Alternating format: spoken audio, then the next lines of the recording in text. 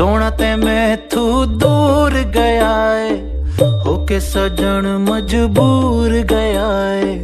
अखियां दे वास्ते खुशियां होवन, होके हिजर विच चूर गया है। सोना पया परदेस कटे ना, सजना नू तू